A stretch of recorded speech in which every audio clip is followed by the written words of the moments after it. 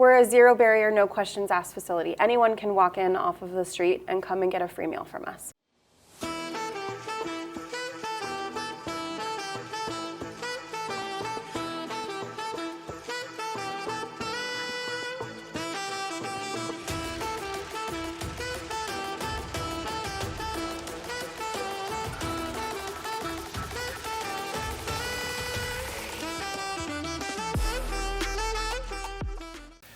Thanks for sitting down with me, Mandi. Yeah. I appreciate it. NourishKC, I know you and I talked about it a minute ago, but for the viewers, how did you get involved? And how did you get involved? Let's get started with that. Yeah, so I've been in the nonprofit world for a while now, and I was working for a different organization that was shifting a focus to St. Louis. And I'm a Kansas City kid through and through. My family roots here go back 155 years. And I feel very passionately about uplifting and supporting our community. And so when it shifted focus, I just, my heart wasn't in it anymore. And so I just started looking around randomly for something that might align with my interests. And I'm a foodie, and I appreciate the privilege that comes with being able to have food security in my own home and being able to give back to an organization with so many people coming through dealing with food insecurity. It was really important for me, and so I threw my name in the running and came on in December, and then 3 weeks later was promoted into the interim executive director position, and short 5 weeks after that, it became permanent. And I've been in it ever since, and I really truly love it. No, it's beautiful. It's beautiful to be able to do something that not only helps the community, but also kind of resonates to what you're doing on a day-to-day basis. You guys are feeding the community, right? Yeah. I would imagine if NourishKC was not here, there probably would be a person or two that wouldn't. Hundreds probably, right? Hundreds. That wouldn't eat without. Hundreds. That would sleep without eating. Correct. Hundreds. Yeah. So that must definitely resonate with you. Yeah, it definitely does. We're a zero barrier, no questions asked facility. Anyone can walk in off of the street and come and get a free meal from us. And food insecurity, it's not just restricted to certain groups of people. Right. It impacts everyone. At everyone's point in their life, at some point or another, most people deal with food insecurity. I have dealt with it personally in my life. And so I know what it's like to be in situations where you don't know where your next meal is coming from, or you're scraping together pennies on on a dollar just to figure out how you can afford to get a pack of ramen noodles. And so being able to provide a healthy, nutritious meal, a warm meal to somebody, and know that that's going to relieve a little bit of tension in their life. Even something as simple as a meal can do that, and that's exactly what we do. On your website, I noticed that there was a line that involved dignity. Yes. Your guests being treated with dignity. Am I understanding that accurately? Can you explain a little bit? Yeah. So for us, when we switched to our restaurant style service model, we did that for a very specific reason. If you find yourself in a situation where you have to go somewhere to seek out a meal, having that awkward interaction with someone where you're going through a buffet line and they're plating something and hand it, here you go, and it's this very awkward interaction, this very awkward feeling, because it's hard to humble yourself enough to have to go somewhere to get a meal. So removing that barrier and being able to just really truly treat people with dignity and allow them to come in, pick their own seat, have a meal served to them, versus having to have this awkward kind of interaction, it changes the way that people feel in the kitchen. It changes the groups of people that actually come through. We see people that are not just in the unhoused community. We see people that they're right at that poverty line. They have a house or an apartment, they have a job, they have a vehicle, and they're struggling to provide nutritious foods for themselves. And so they don't want to go to a soup kitchen. They don't want to go stand in a line somewhere and have an awkward, uncomfortable encounter with somebody, because they've fought out of that. you know? And so coming to the community kitchen, it provides a place where you can come in, you feel like you're in a restaurant. My favorite part about it is when I see little kids in there and they have no idea that mom or dad or grandma or grandpa is bringing them somewhere to get a free meal. They feel like they're in a restaurant. This is a fun little outing experience, you know? Because that's the vibe, that's how it is. And so it changes the way that people truly feel in the kitchen. I think it's why we feel like a community center. You know, I like to say we're very much like a community center because we know everybody's names, almost everybody's, and we know what they need. We know their stories. We ask how you're doing. You know, that's my personal favorite part is when I can see our regulars that are in every day and I can ask them about their lives. You know, we've got one guy that's on a sobriety journey. So every time I see him, I'm like, how many days has it been? Yes. You know, and I can celebrate those wins with him. Yes. We were in the kitchen yesterday. I was having a meeting and it was right at the end of the shift, and this family walked in and it was this little girl's birthday, and all of a sudden happy birthday starts being sung and there's a cake coming out, and it's just it's a very different environment when you just change the way that you're approaching people and the way that you're interacting with them while they're with you. That makes a ton of sense. And I think, you know, Kenny mentioned multiple times that your guests are steadily increasing. Yes.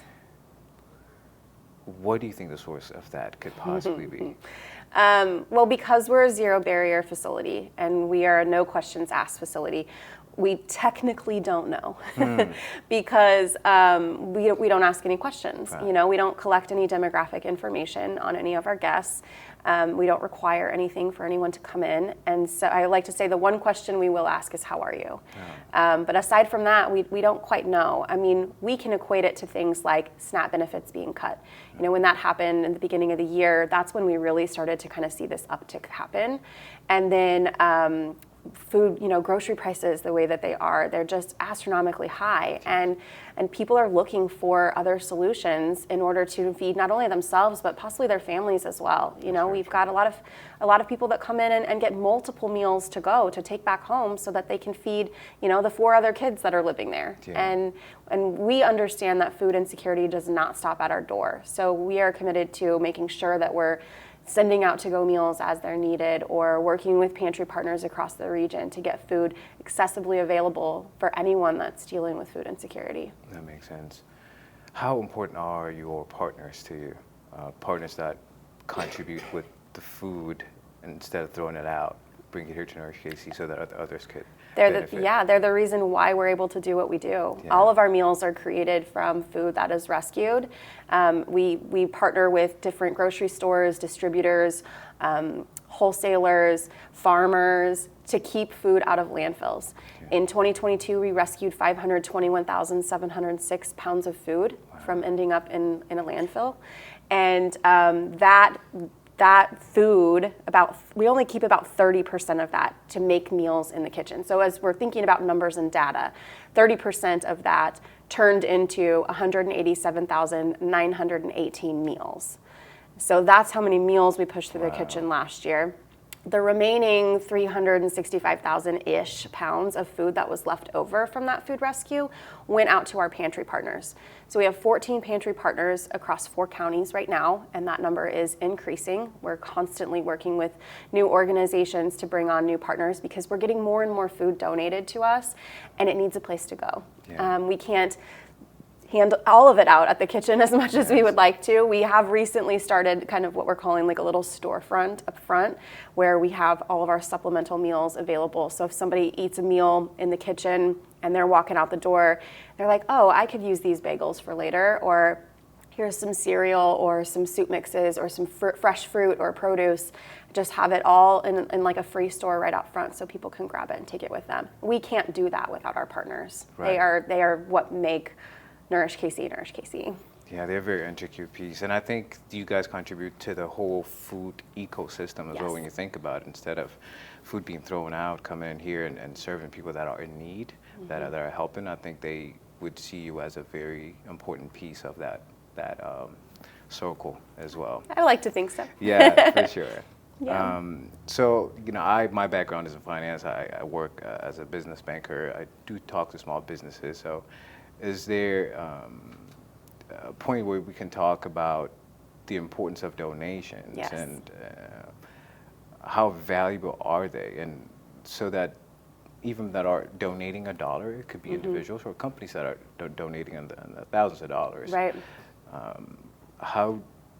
What insight can you give them so that they can understand their dollars are being spent on such and such and such? Yeah, absolutely. Donations really keep us running. They are all of the gas in our engine, truly. We can go out and find food that's going to end up in landfills, and we can rescue that and bring it to the kitchen, and we can turn that into meals all day long. But we can't do that without our people. And so the majority of our funding truly is spent on our staff. So it's not spent on fancy things. We have one food rescue driver and one van. So when we're talking about what are those donations going towards, it's ensuring that our people are able to be here and that we can bring on new people as our funding increases, which we're trying to do currently. We are desperately needing some new funding for a handful of things, but as those numbers increase, we're able to bring on staff, which will lessen the loads of some of the people that have been here forever. Jimmy's been with us, I think, 15, 17 years as our food rescue driver. 17? He's been with us 17 years, and he is our only driver, and he does it all himself. 521,000 pounds of food with one man doing that. And the thing that makes NourishKC unique is that we don't warehouse any of our food. So when Jimmy's out every day and he's doing pickups and he goes somewhere and picks up a truckload of food, that comes to the kitchen. We process it through same day. So we're taking what we need. It's literally your grab and go. It's like, okay, we can use these apples, we can use this asparagus, and we tuck that stuff away in our kitchen. Everything that's left over, same day, goes directly back out to our pantry partners. So he's packing that right back on that van and he's heading right back over to somewhere so that all of this fresh produce is going directly into the hands of people that need it.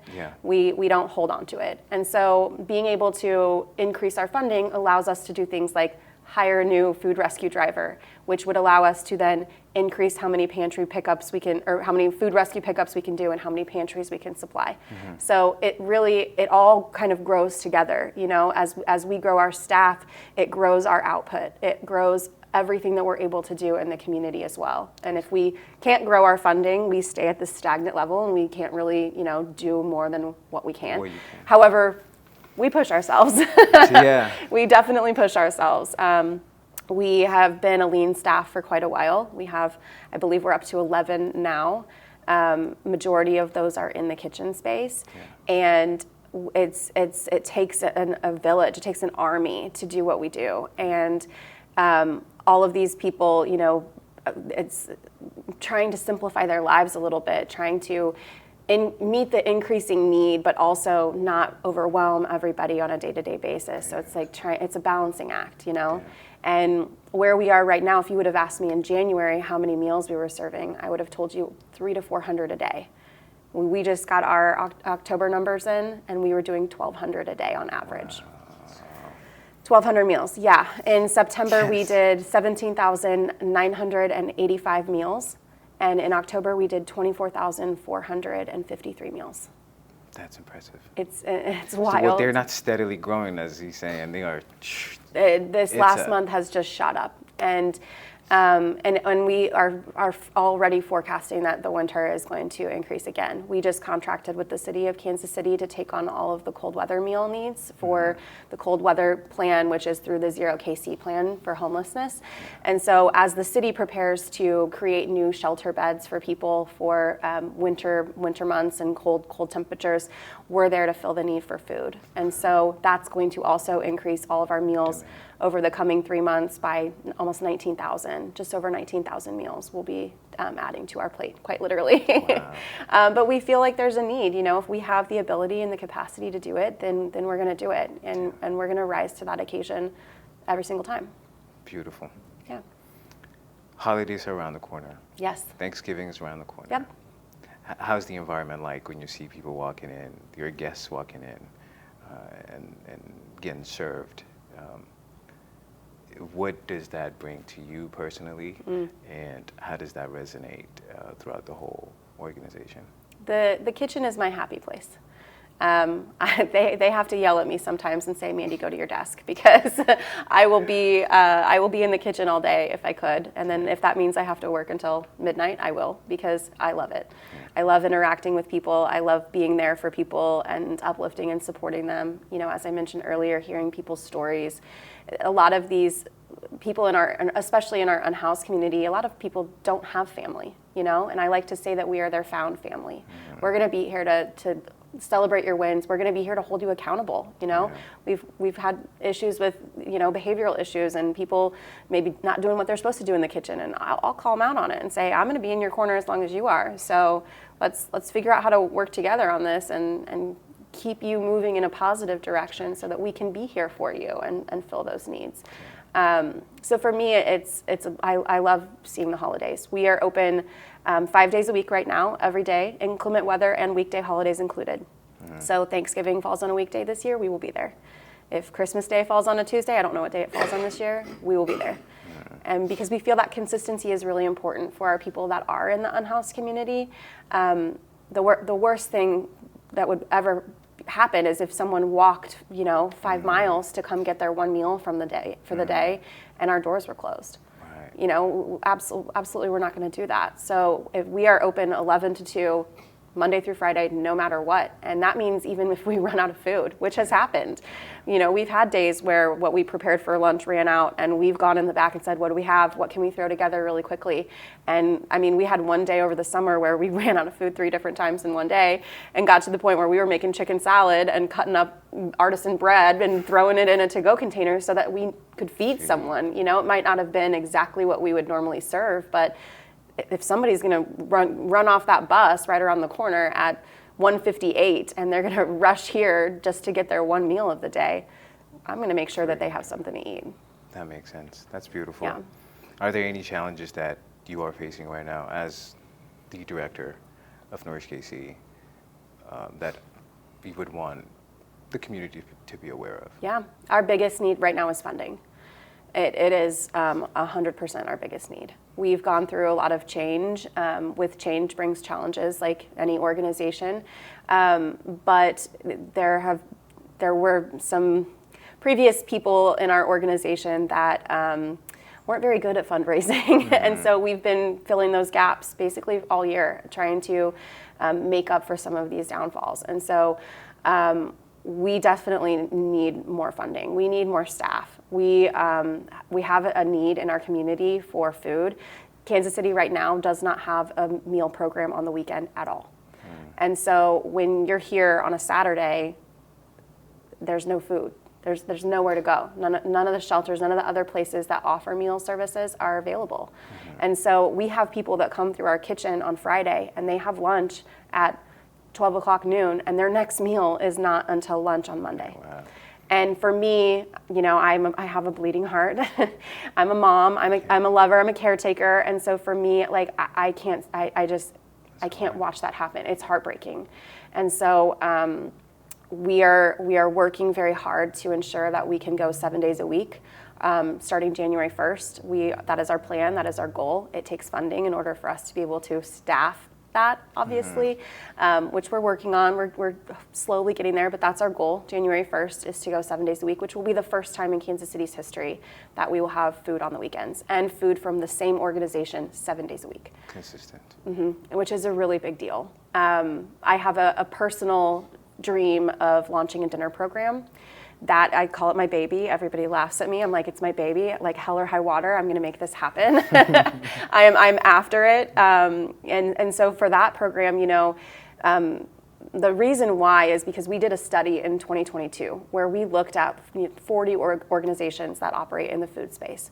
And what we found is there's breakfast and there's lunch and there's no dinner. There's one place, and there might be 2 now, but there's one place that does dinner right around the corner from here, and it's only on Monday nights, and they see 700 to 800 people in like 3 hours. Wow. Coming through. And it's not a sit-down place. It's a come, walk up, grab your food, and go kind of a place. So for us to be able to open dinner and to provide an opportunity for people to come and grab a meal in the evening or pick up meals for their kids and take them home. You know, I think about that because I'm a single mom, and I know what it's like to have a little kiddo who's in school and at Link until 6:30, so you can go and pick them up after school and get them home, and then you're trying to figure out food. And if we can have a place where people can run in and grab 4 meals to take back home, and then here's your hearty meal that you can have for dinner, and they're not eating SpaghettiOs or ramen noodles or mac and cheese. They're getting really nutritious, healthy food that's not only, it's free, you know? That, I think, is where we're going to make a great impact. And so that is my goal, that is my passion, that is what I would like to see for NourishKC over the next year. In a perfect world, we would somehow open our hands and $500,000 would fall in my lap, and we could launch a dinner program tomorrow. Right. And when you think about it, $500,000 is not a ton of money. I mean, it's a lot of money, but for a meal program that would then be able to feed hundreds of thousands of people, it seems realistic. It seems like, well, this seems like it would be easier said than done. But it takes dedicated people that can step up to the plate in the community, in the private sector, in the public sector, to really come to that calling and say, okay, this is something we want to help accomplish. This is something that we want to help make happen. And so we're looking for those people. You know, we want to find those people in the community that see the impact that we have, that see the need for this, and that want to get behind it in a financial way and help us really carry on this mission to the next phase. Wow, impactful. How can those people get a hold of you? My email is very simple. It's just Mandi, Mandi, at nourishkc.org. I told him I was in this. Sorry. Totally fine. The perks and downfalls of being the boss some days. Yes, for sure. Well, is there anything else that you would like to get across? I mean, absolutely donations. Yeah. 500,000, like you said, for a big company, it's probably nothing, right? I Right. mean, it is, you are a nonprofit. I would imagine there'll be tax write-offs associated with it. So I'm hoping this will reach the right person and really get that message across. And I think you're a very efficient communicator, in my opinion. And I think you are the best representation of NourishKC and what it stands for. But let's wrap it up. Any final words that you want the viewers to see? Yeah, I think the other thing too, Kenny really hit on it, is just, you know, our volunteer army. We can't do what we do without them. I mean, yes, we have a staff of people that are in the kitchen cooking and helping, but we have up to 8 people in the kitchen every morning for prep that are volunteers, and up to 15 during lunch service, just helping make it happen, and we cannot do this without them. In 2022, we had, I think it was 1,300 volunteers that did over 12,000 hours of volunteer service. Wow.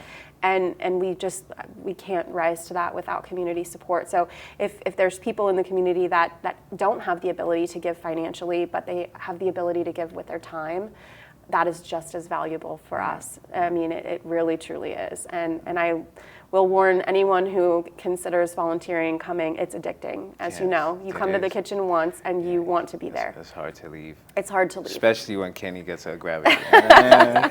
Yes, exactly. But absolutely. I hope it translates well, and I hope people receive it. And I hope people come here and see the joy that comes from honestly helping, contributing, giving your time. And some companies compensate you for the hours that you're putting into volunteer. So I hope you get your baby delivered is the right word? What's the right pun for this? Right. Yes, right. Someday. Yeah, I hope there.